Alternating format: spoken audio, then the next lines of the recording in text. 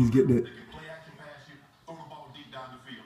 Aaron Weddle in overtime on 4th and 1.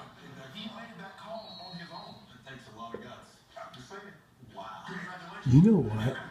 I think that's what my Rusty was doing.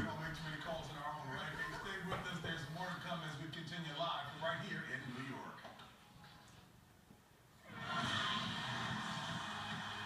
Coming up, Chargers running back Ryan Matthews will be looking to set the tone on the ground today against Cincinnati. He doesn't have no patience. You're recording, right? San Francisco is on a roll entering the postseason. But has anyone noticed? I don't think there's any sneaking around once you get in the playoffs. You have to go out and perform every week.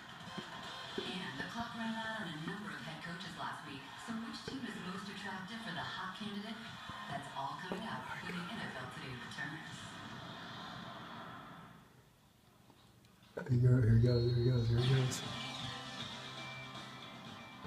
News 4 remains in storm mode. Let's go to News 4's Laura Hegger in Edwardsville right now, where it's still coming down at a steady clip. Right, Laura?